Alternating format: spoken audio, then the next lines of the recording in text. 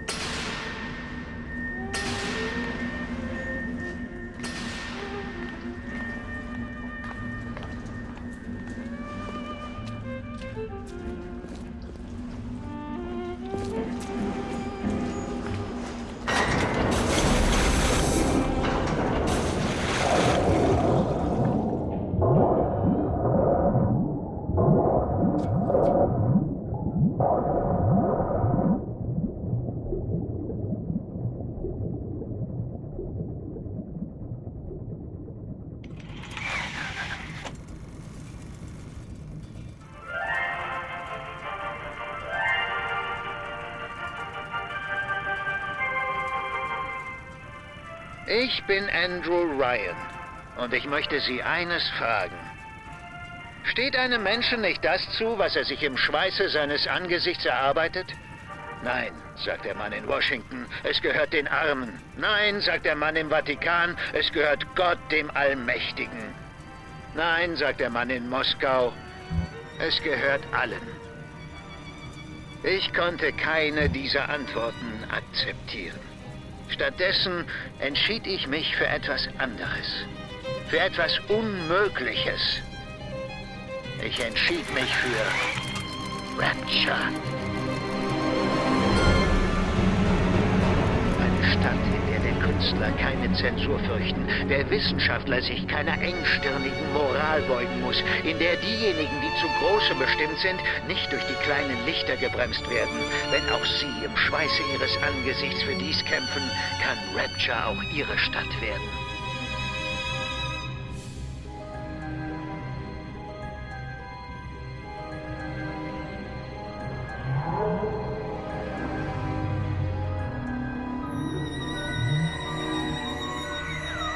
Keine Ahnung, was da los ist. Der Leuchtturm ist vom Feuerschein hell erleuchtet. Da muss ein Flugzeug abgestürzt sein.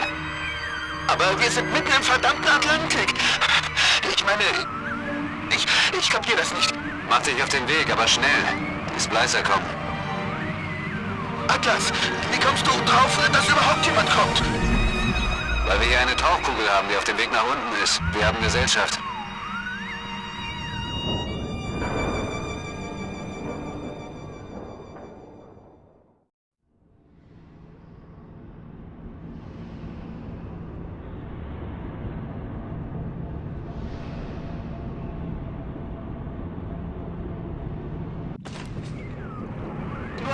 Warte noch. Ich sehe sie schon. Die Tauchkugel kommt jetzt hoch. Johnny, das Sicherheitssystem ballert alles über den Haufen. Beweg dich endlich!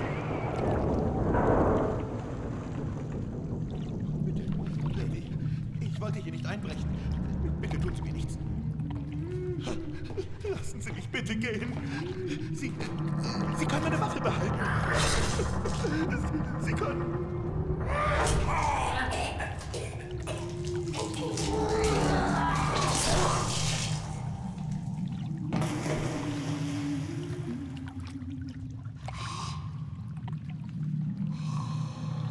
Ist das jemand Neues?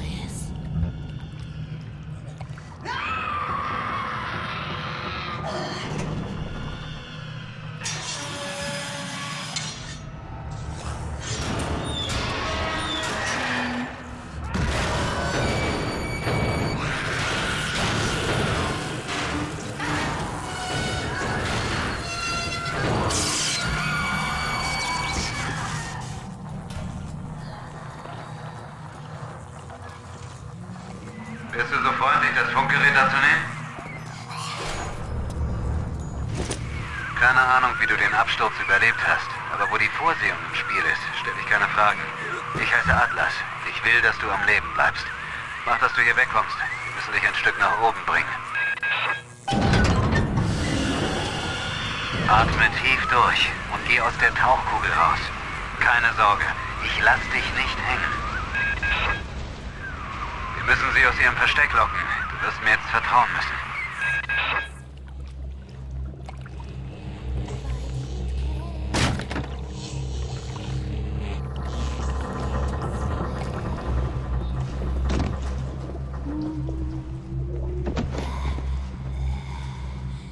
Ich schenke dir einen Sarg.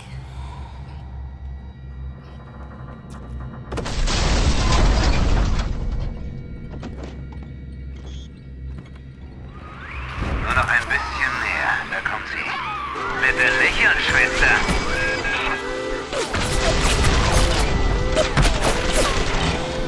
Wärst du so freundlich, dir eine Rohrzange oder sowas Ähnliches zu besorgen? Die verdammten Splicer haben Johnny eingekesselt, bevor sie ihn... Oh, dieses Drecksgesindel. Du bist super. Du bist das Kolosseum.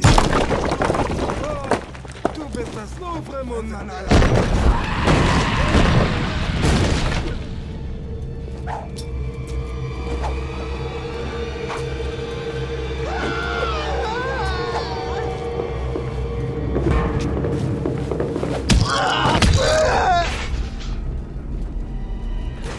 Mein Daddy ist schlauer als Einstein, stärker als Herkules und er entfacht ein Feuer mit einem Fingerschnipp. Sind Sie genauso gut wie mein Daddy, Mister? Nicht, wenn Sie nicht in den Garten des Garten kommen. Schlaue Daddys lassen sich im Garten spleißen.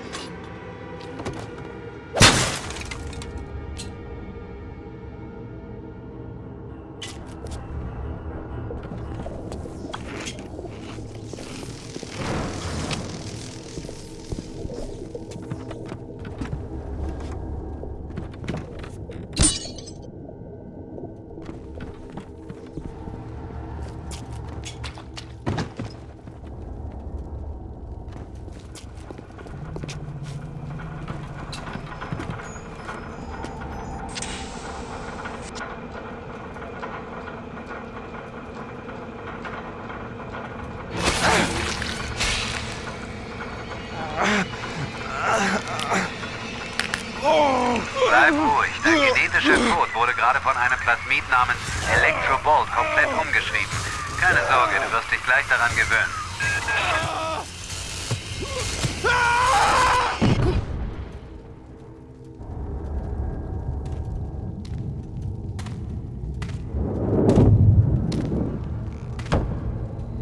Der kleine Fisch da sieht aus, als wäre er gerade frittiert worden. Ich möchte wissen, ob er noch ein bisschen Adam hat.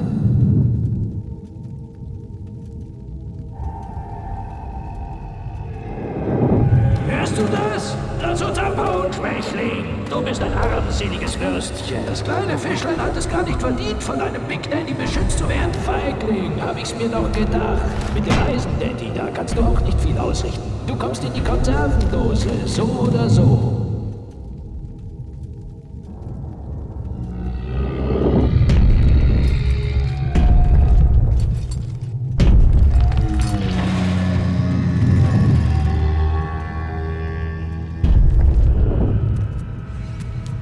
Sieh mal, Mr. Bubbles, ein Engel.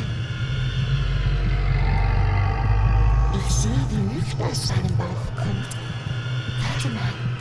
Er atmet noch, aber das macht nichts. Ich weiß ja, dass er bald schon ein Engel ist.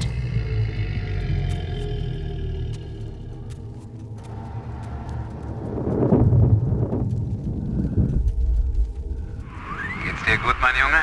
Beim ersten Mal haut Plasmid ganz schön rein. Aber es gibt nichts Besseres als eine Faust wie ein Blitz, oder?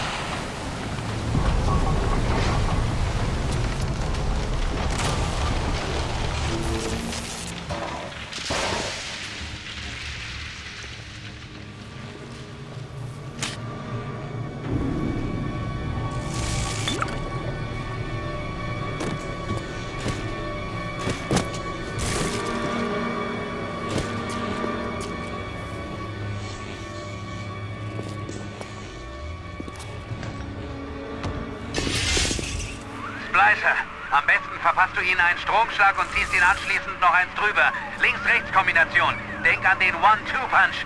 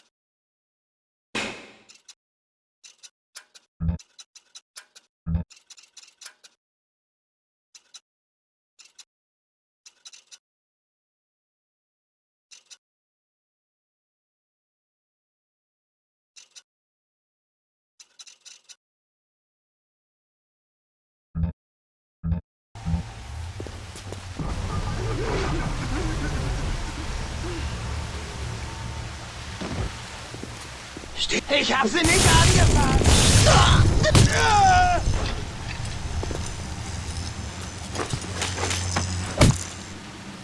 Sag Ryan, dass es mir leid tut.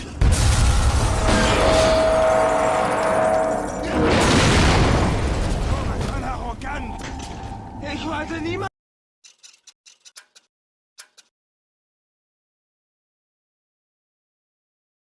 verletzen. Lecker! Wir können doch erst an! Nein! Hör auf, mich auszulachen!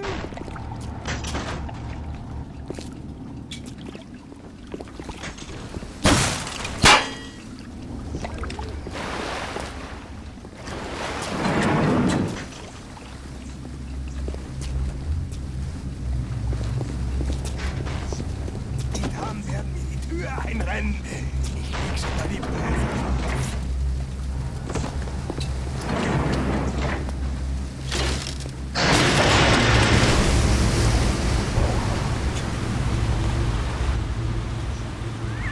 Hör zu.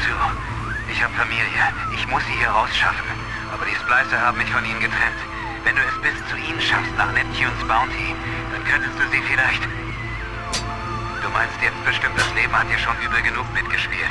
Aber du bist meine letzte Hoffnung, meine Frau und mein Kind jemals wiederzusehen. Such Neptunes Bounty. Such meine Familie. Bitte.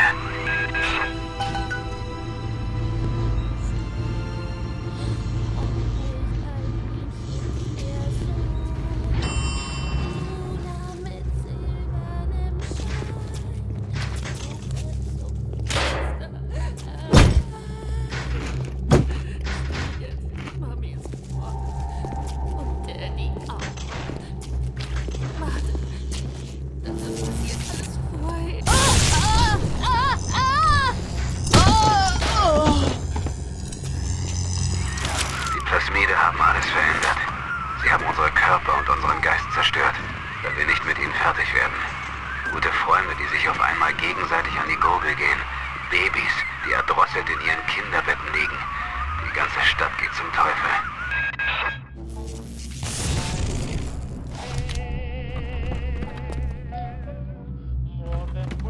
Ich mache das nicht hin. Es ist mein Adam. Ich habe es mir... Denkst du dir eigentlich dabei, Charlie? Charlie! Charlie! Wo gehst du hin? Was machst du denn?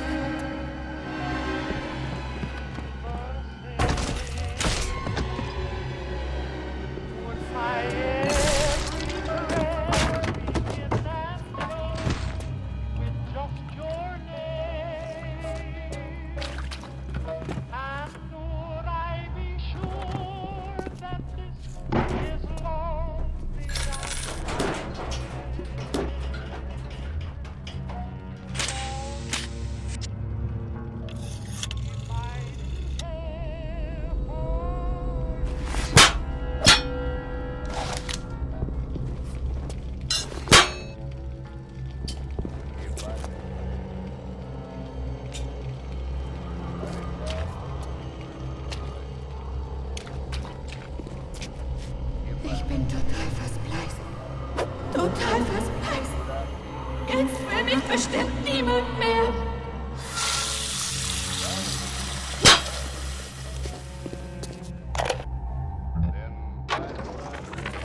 Hey Brenda, kannst du mir mal erklären, warum seit fast 3 Wochen ein riesiges Loch in der Wand hinter deinem Scheißhaus ist?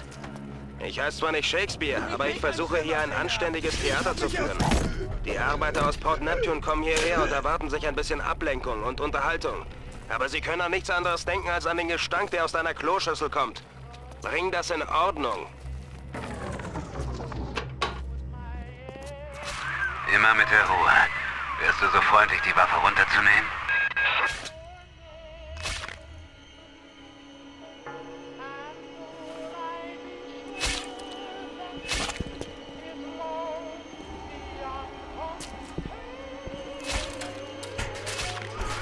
Du denkst, das da unten ist ein Kind? Lass dich nicht verarschen. Sie ist jetzt eine Little Sister. Irgendjemand hat das liebe kleine Mädchen zu einem Monster gemacht. Du musst lernen, umzudenken. Hier unten in Rapture zählt deine Vorstellung davon, was Recht oder Unrecht ist, nicht mehr.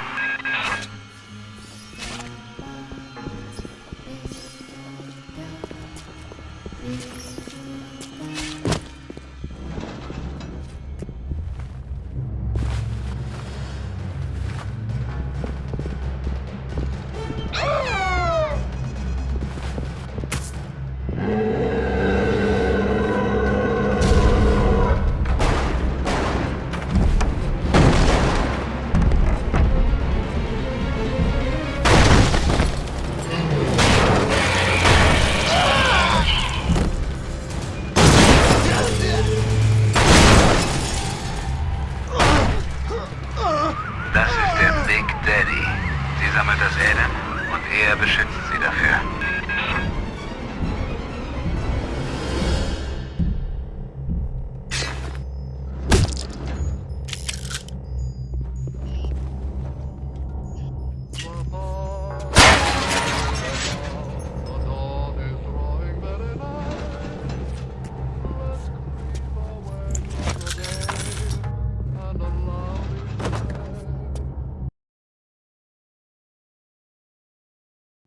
Hey, I'm Jeff Keighley here in Boston to go behind the scenes to hear some untold stories about the making of Bioshock with Ken Levine and Sean Robertson.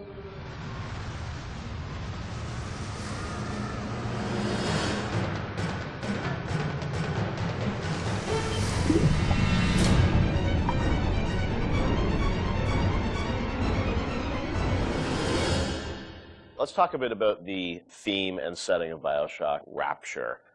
I think a lot of people, when they played the game for the first time, Ken, they wondered, how did you even dream up this place? And I know you said publicly before that part of the reason you what led you to Rapture was this idea of fully simulating a place. Tell us about that sort of idea and the frustrations you had with other games where you sort of hit a bound. I think our philosophy was always to do what we were doing 100% rather than try to do something bigger and do it 50% or 40%. So one of the ideas of, and this sort of came from System Shock 2 as well, where you focus on an area that you can really bring to life and you kind of eliminate the questions of, well, why can't I go over the bridge to New Jersey? So we were able to really make a place, I think, that felt believable and real, even though in actuality it was really quite limited. But we just sort of dressed it with all these buildings outside that were all, basically glorified fakes. We let the story drive what we needed to show rather than some kind of like predetermined map which we sat down, which is a little different than like System Shock 2, where we actually mapped a spaceship out deck by deck. Yeah. Because I don't know what the philosophy felt a little different there, because you want to feel like a real spaceship that was sort of stacked on top of each other. But Rapture was free to sprawl across the ocean floor. Although you guys originally, Sean, were talking about doing this game on a sort of spaceship again, right? Yeah, when we first started talking about what the spiritual successor to System Shock 2 was going to be, Spaceship came up, but again, we wanted a limited environment, and we didn't necessarily want to do Spaceship again. And our first actual exploration of this space was underwater, but ultimately ended up looking like a spaceship. It just happened to have a couple of seaweed fronds outside. And that started to push us towards what artistic statement that we wanted to make this look different, and what rules we were going to set for the world. How at every turn we were going to try to remind the player that they were in fact underwater and that this wasn't a spaceship. And how, like, underwater, we obviously know you did underwater, then sitting in the sky, like where did you come with the idea of like doing this underwater? I think there was probably a conversation. It's like, well, what kind of places could be cut off from other places? Yeah. Like, well, spaceship, summer camp, any island notion, right? Something that's cut off from the rest of the world. Yeah. So you never felt like you should be able to go over that bridge to New Jersey. I don't want to apply some deep and meaningful conversation. I think it was one of those ideas that you just kind of say, and then everybody's, that sounds cool. Let's try that. Let's go for it. And I think it lended itself to having very nice views out the window without having to build an insane amount of unique assets. Right. By today's standards, we still were a small team back then. And there's an expectation that because you're underwater, the view distances are going to be short, so you can really kind of fade out into the fog at a short distance and not have the expectation that, why can't I see forever? So there's a lot of limitations in a good way that we put on ourselves by being underwater, as opposed to, like, if you're on a cruise ship, then you'd expect to see across the water, and we'd have to deal with that. Same thing with an island. Or and a city in the sky. Yeah, exactly. Which was a lot more complicated, yeah.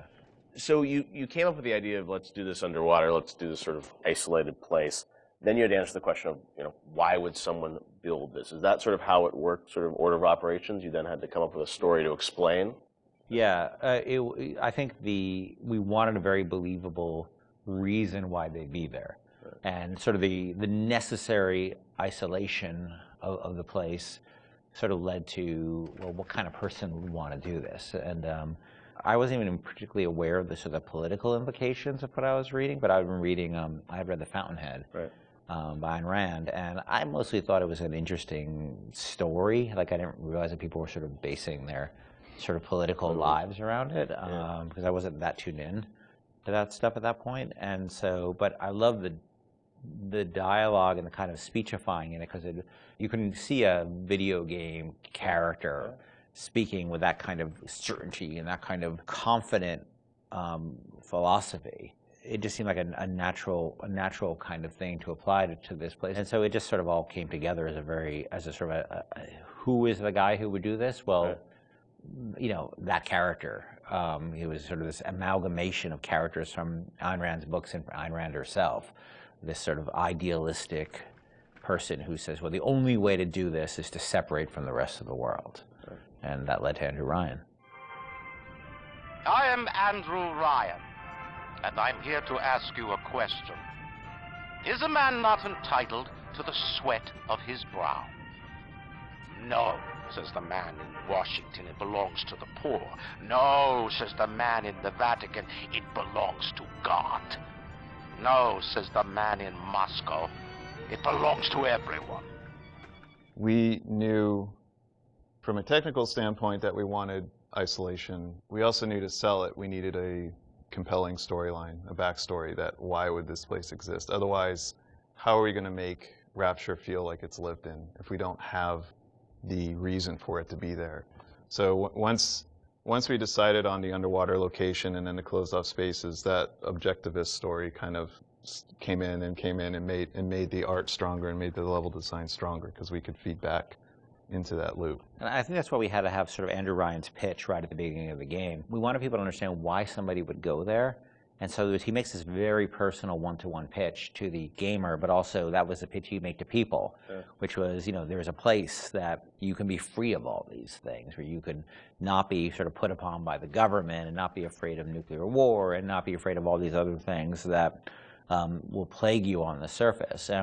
We wanted that pitch to sort of resonate and make sense, because that's, otherwise by the time you got there you'd be like, well, this place is just fantasy, nobody would ever come here. And that the beauty of the place also was also tied into that. It had to be a very attractive proposition, or people who would believe that people would go leave their lives and go to the bottom of the ocean. I'm sure in some ways you had to convince the team and enroll them in your sort of vision of who this character was going to be and what the setting was going to be. How did that work, Sean? I mean, did Ken come in and say, hey, I've been reading these books, and I think we could sort of... I believe he just came in one day on a horse and said, Ayn Rand, everybody read The Fountainhead. Exactly. I bought 30 copies of it.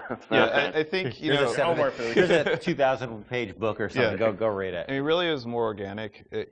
Like I said, we knew that we had this location, and you struggle to fill it with stories, and you struggle to find meaning of why does this place exist?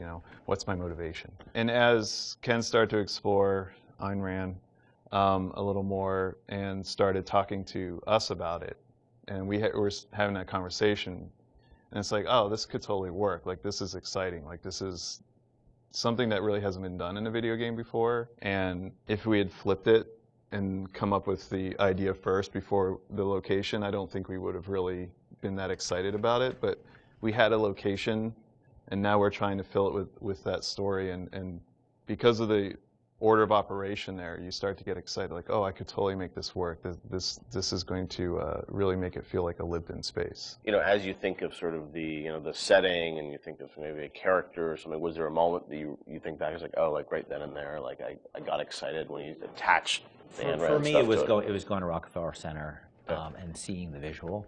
So I told this story before, but my wife and I were in New York, and we went to Rockefeller Center, which was, if you go to Rockefeller Center, it basically looks exactly like Rapture. It's because every building, you're sort of encircled. It's this block in New York, or a couple of blocks in New York, where Radio City Music Hall is, and where 30 Rockefeller Plazas, where you see that show 30 Rock, and the ice skating rink, and where they put the Christmas tree, and it's this very iconic location. But what's cool about it, it's all one, unlike the rest of the city.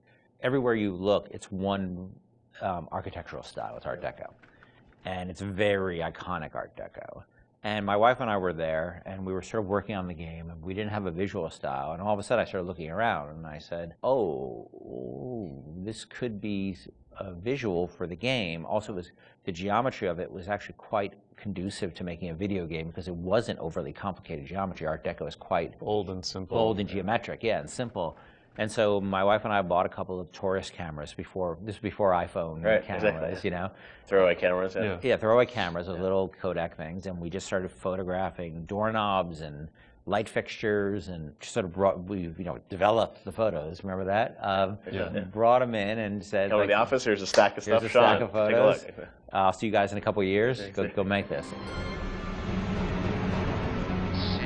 where the artist would not fear the censor, where the scientist would not be bound by petty morality, where the great would not be constrained by the small. And with the sweat your brow, Rapture can become your city as well. So you had kind of a theme, you came up with an art style, some of the iconic characters, and then, you really had to build the narrative around it. And you've talked about, a lot of the themes in the game and, greed, jealousy, sex, violence, all the things that sort of, drive us or what destroy us. And that was something I think that, as you thought about the story of the game, you wanted to, I'm sure, reflect some of those, right? Because I think people love the characters, it's sort of flawed in a way, and this is a world which is its own little microcosm, but had a lot of tension inside of it. Yeah, I mean, the character of Ryan was sort of, he's basically invisible through most of the game, right? Except for a very small portion. But he's very present because he exists, the city is him, right? It's such a representation of him. We never want to cut away to a cutscene where you saw Andrew Ryan, planning and scheming. We wanted him to be very present without actually being present. But once you had Ryan, once you had his desire to protect this vision of his, you just had to then come up with the characters who'd be arrayed in opposition to him. So we had this character, the Big Daddy, and then eventually the character of the Little Sister. And so characters like Tenenbaum came along, like, here's a person who's in opposition to him for this reason. And then you have, for more noble reasons. And then you have a character like Atlas, who's much more cynical opposition. Once we had all those characters arrayed, we're like, well, who are you? And, you ended up being a sort of, a pawn in the middle of all this opposition to Ryan. We just kept sort of homing in on that theme and making sure that you weren't, eventually figuring out that you couldn't just be here by an accident, that you're an integral part of this story, even though you don't know you're an integral part of this story. You think you're just there by happenstance. Look, Mr. Bubbles, it's an angel. I can see light coming from his belly. Wait a minute, he's still breathing. It's all right. I know he'll be an angel soon.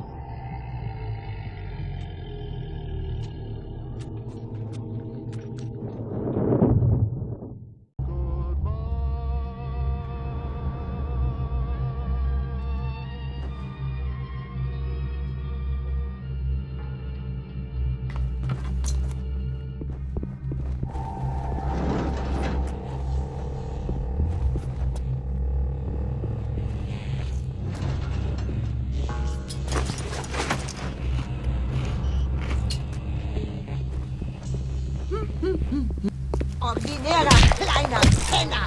Wo ist meine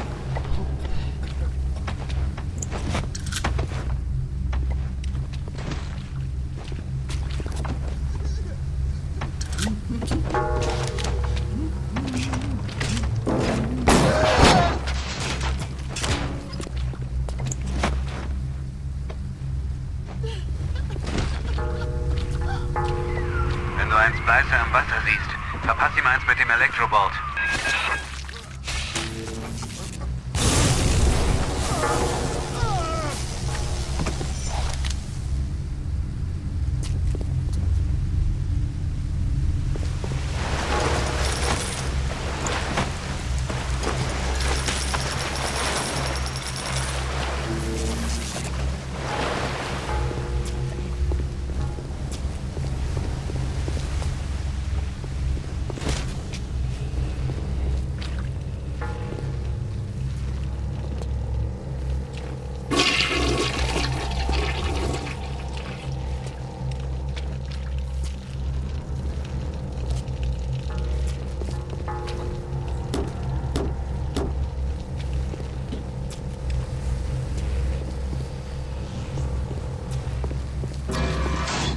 Sicherheitsalarm ausgelöst.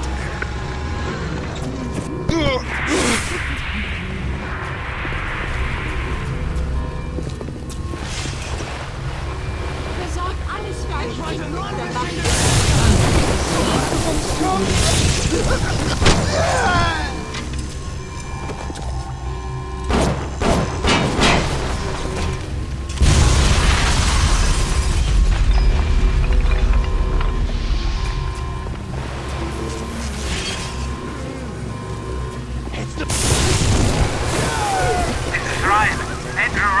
Nochmal.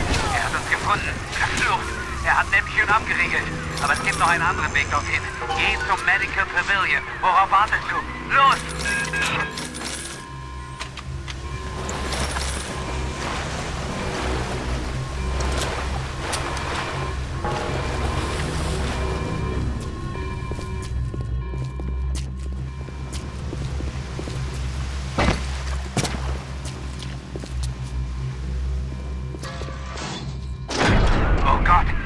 in der Falle.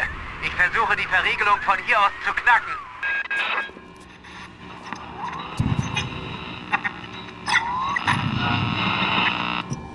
Also, mein Freund, erzähl mal.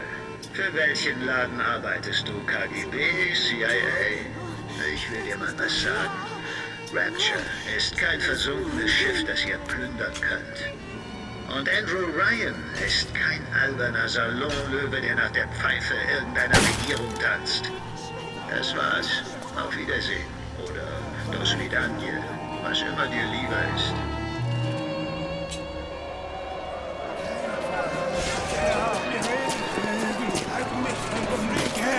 Was zur Hölle?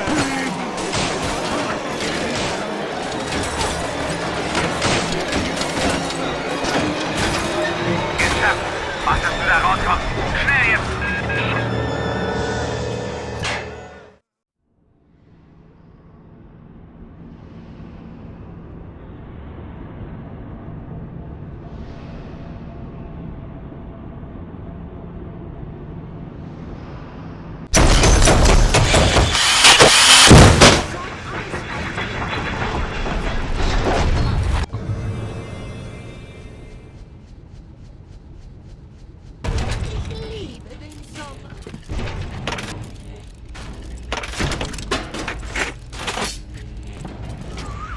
So, nun hast du Andrew Ryan kennengelernt, den gottverdammten König von Rapture. Such jetzt den Notzugang. Mach schon.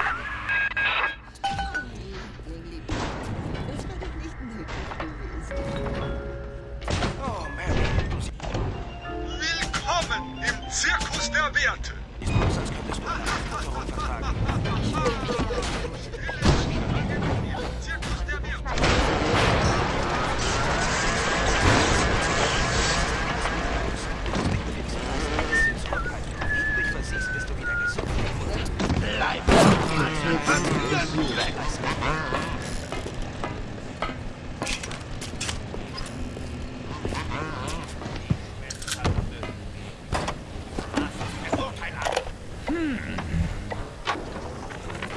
Ryan und Adam.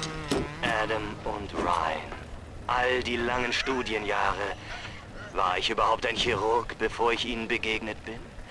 Wir haben mit unseren Skalpellen und unserer billigen Moral rumgefuchtelt.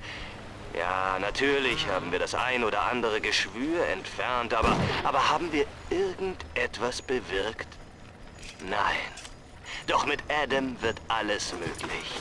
Ryan hat uns von der falschen Ethik, die uns so lange behindert hat, befreit. Verändere dein Aussehen, dein Geschlecht, deine Rasse.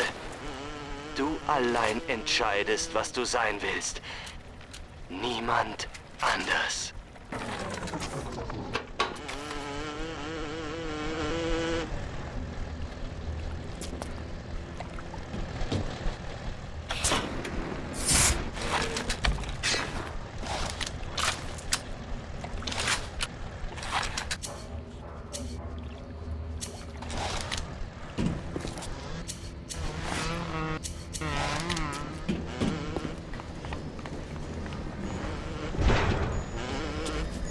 Sicherheitsalarm ausgelöst. Zutritt bis auf. Wenn du durch den Notzugang willst, brauchst du den Schlüssel von Dr. Steinman. Er hat das Sagen in diesem Laden hier. Ich glaube aber nicht, dass er ihn dir einfach so überlassen wird. So ein Menschenfreund ist Dr. Steinman leider nicht. Ich bin mir ehrlich gesagt nicht mal sicher, ob er überhaupt noch ein Mensch ist.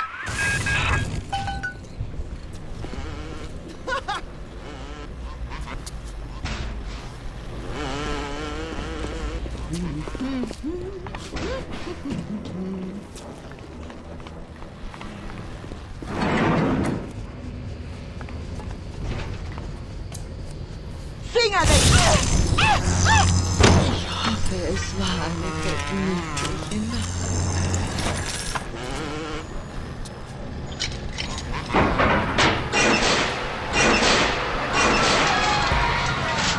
Jetzt hast du schlafende Hunde geweckt. Da kommen sie!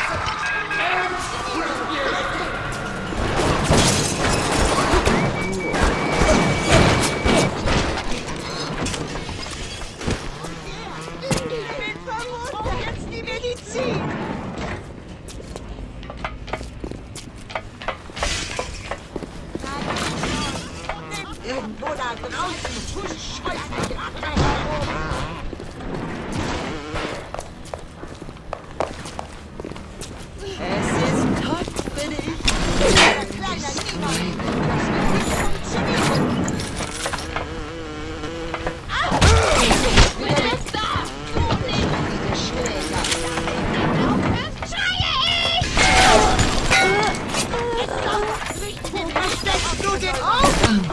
Runter werden!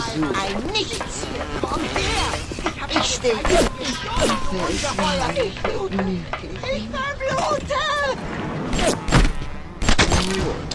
Du bist meine Puppe.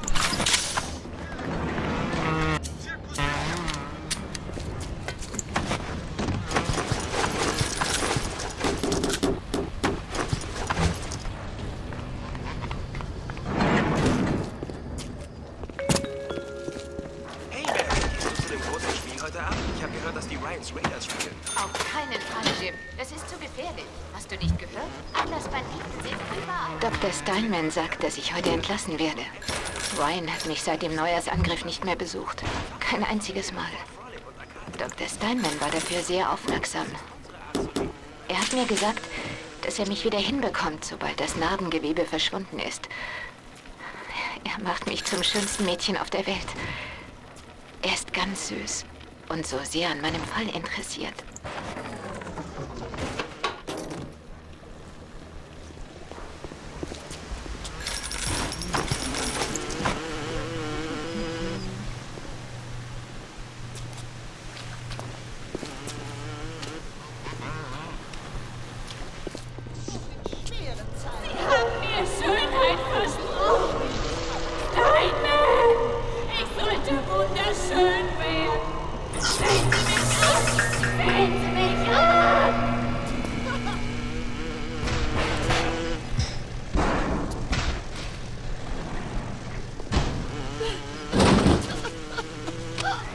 Halt die Augen nach Steinman offen. Der bescheuerte Mistkerl hat sich in der Chirurgie eingenistet. Wenn du ihn finden willst, brauchst du einfach nur der Blutspur zu folgen.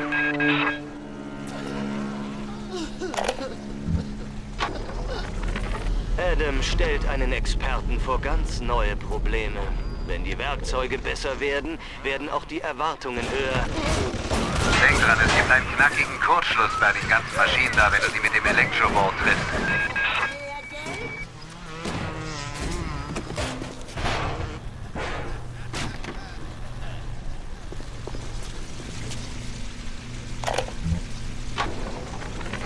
An der Oberfläche erwarten die Parasiten, dass der Arzt sie umsonst heilt.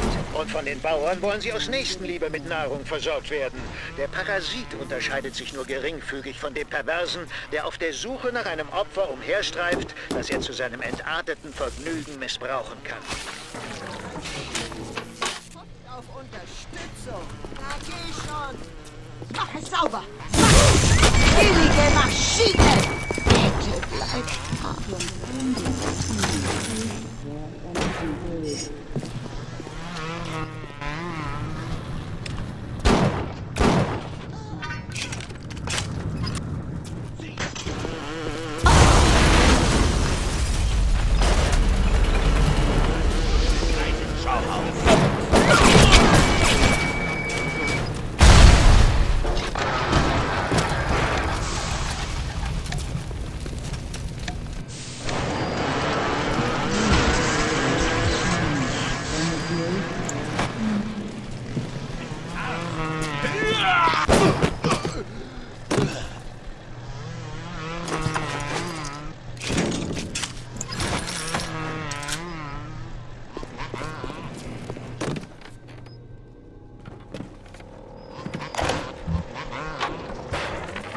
Als Picasso die Porträtmalerei zu eintönig wurde, hat er die Menschen durch Würfel und andere abstrakte Formen dargestellt.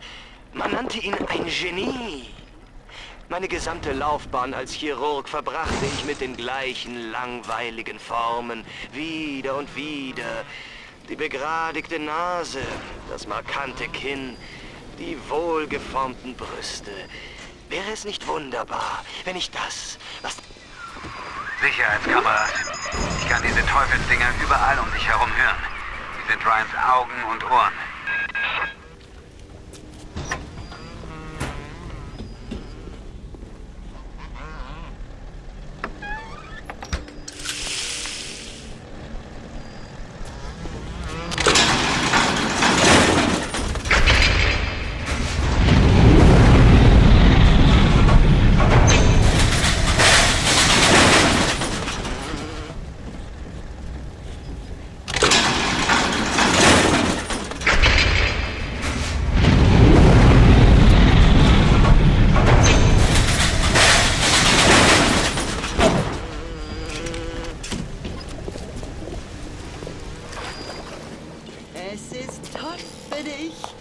so neu für dich. Ich hoffe, es war eine vergnügliche Nacht.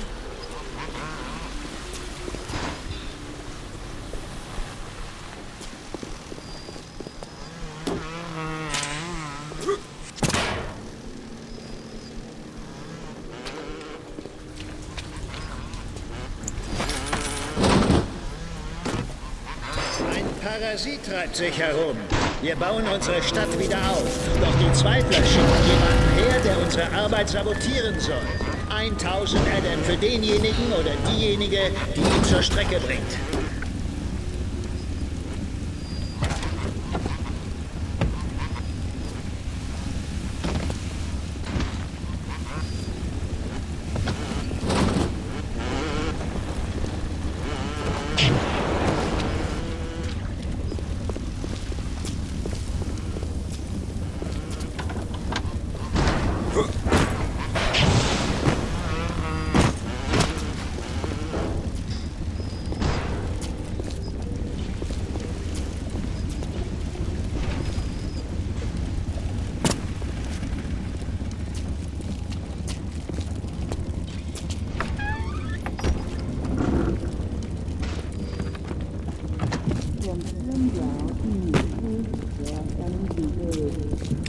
Wie lautet die größte Lüge der Welt? Was ist es? Angetan wurde.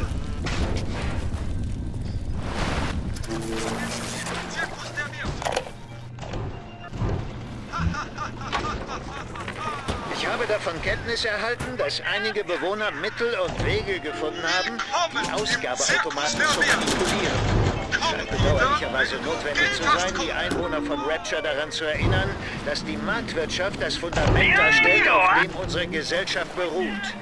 Parasiten werden bestraft.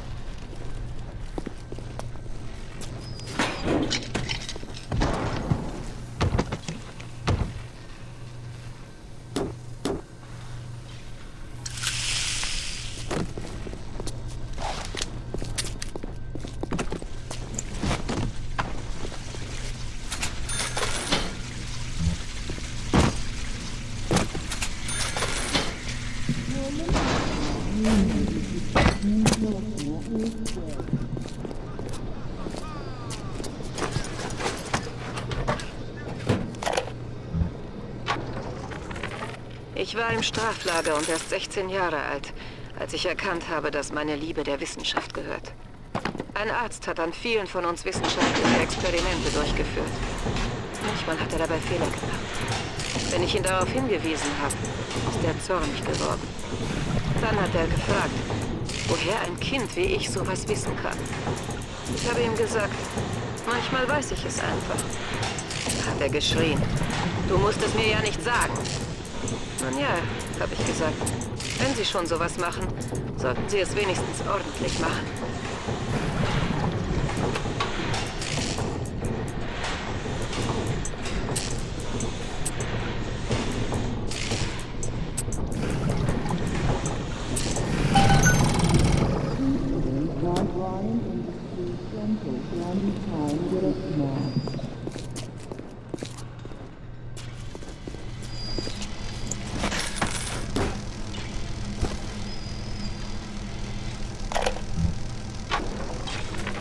Ich bin schön, jawohl.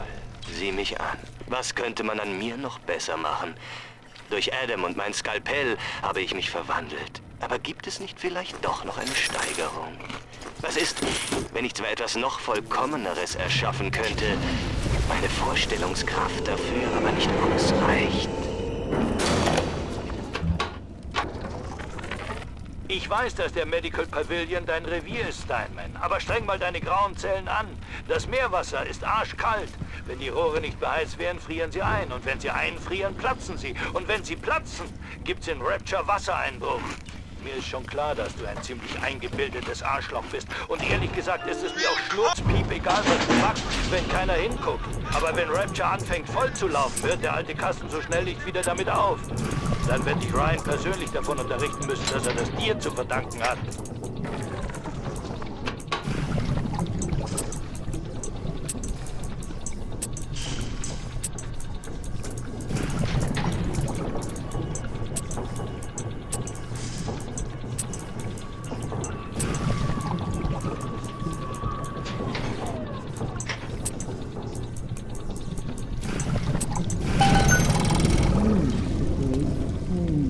And the grace of our